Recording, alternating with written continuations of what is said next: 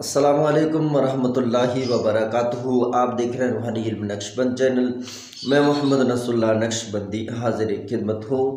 آج میں آپ کے لیے جادو، بندش، خواہ کسی طرح کا عمل ہو، سفلی ہو، علوی ہو، نوری ہو، قالی علم ہو، کچھ بھی ہو، انشاءاللہ نظر بد ہو، ان سب کو توڑ کے لیے انشاءاللہ میں آپ کو نیمبو پر کاٹ کرنے کا طریقہ بتاؤں گا۔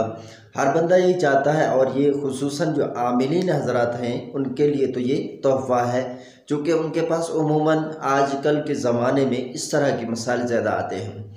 آج سے 3 سال پہلے جب میں عملیات، ویسے میں کر رہا ہوں 15 سال ہو گئے مجھے، 3 سال پہلے اگر میں کوئی استخارہ وغیرہ کرتا تو اس میں زیادہ تر اس طرح کے مسائل نہیں آتے تھے، لیکن اب چونکہ زیادہ زور یہ چیزیں پکڑنے لگی تو اب جب بھی ہم استخارہ کرتے ہیں تو اس استخارے کے اندر آئے دن ہر کسی کے اوپر یا تو پھر جن مسلط ہوتا ہے، یا تو پھر اس پر کالا جادو ہے، یا تو سفلی عمل ہے، کسی نہ کسی طرح کا کوئی منفی اثرات اس کے اوپر ڈالے ہوئے تھے اپنے معاملات کی وجہ سے۔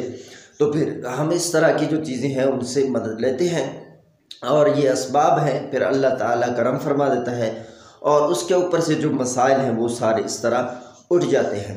آپ نے مریض کو سامنے بٹھانا ہے، پہلے اپنے اوپر 7 مرتبہ آیت الکرسی یہ اپنے اوپر دم کر دیں تاکہ آپ کا بھی حصار ہو جائے۔ اب آپ مضبوط ہو چکے، مریض سامنے ہوگا، اب آپ نے ایک چھری لے لینا ہے، ٹھیک ہے؟ چھری نہیں ہو، چھری سے کوئی چیز جیسے گوشت وغیرہ وہ کام نہ کرتے ہوں، چھری الگ سے عاملین کے پاس جیسے کاٹ کے لیے ہوتا ہے تو وہ چھری ہو، تو چھری آپ کے پاس ہو۔ ایک نیمبو لیں گے، نیمبو صاف ہونا چاہیے، اس پر دھاگ دھبے وغیرہ یہ نہیں ہونے چاہیے۔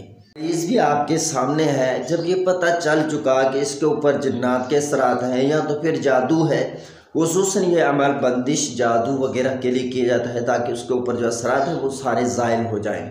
تو اب پتہ لگ چکا، آپ نے مریض سامنے بٹھا دینا ہے، ایک ہاتھ میں نیمبو لے لیں اور ایک ہاتھ میں چھری لے لیں۔ اب آپ نے سب سے پہلے 7 مرتبہ آیت الکرسی پڑھنا ہے۔ ہر بار بسم اللہ شریف کے ساتھ شروع کریں گے، آیت الکرسی ختم ہو اس نیمبو پر دم کر دیں گے۔ اس طرح آپ نے 7 مرتبہ، ساتوں مرتبہ دم کرتے جانا ہے نیمبو پر۔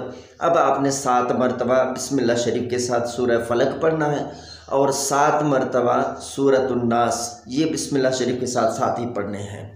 اب آپ ان کو دم کر دیں گے چھری پر دم کرنے کے بعد آپ اس نیمبو پر تھوڑا سا کٹ مار دیں۔ کٹ مارنے کے بعد آپ نے 11 مرتبہ بسم اللہ شریف اور 11 مرتبہ درود ابراہیمی پڑھنا ہے، یہ اس نیمبو پر آپ نے دم کر دینا ہے۔ اب چاہے سیدھے جانب سے یا الٹے جانب سے، مریض کے سر سے لے کر پاؤں تک آپ نے اس نیمبو کو 7 مرتبہ وارنا ہے۔ جب آپ نے گھما لیا 7 مرتبہ، اب آپ اس چھری کی مدد سے اس نیمبو کے 2 حصے کریں گے۔ 2 حصے کرنے کے بعد یا تو اس کو کسی جنگل وغیرہ باہر پھینک دیں، اچھا پاک جگہ ہو، وہاں پر ناپاک نہ ہو، چونکہ آپ نیمبو پر دم کر چکے ہیں یہ آیات وغیرہ، تو اس لیے پاک جگہ پہ اس کو ڈال دیں۔ اگر نہ اس طرح میسر نہ ہو تو کسی جگہ اس کو پاک جگہ پہ اس کو دفن کر دیں نیمبو کو۔ تو اس طرح اس مریض کے اوپر سے زیادہ اثرات ہیں تو 3 دن کریں، اگر اس سے زیادہ ہے حل نہیں ہو رہا ہے تو 7 دن آپ نے یہ عمل کرنا ہے۔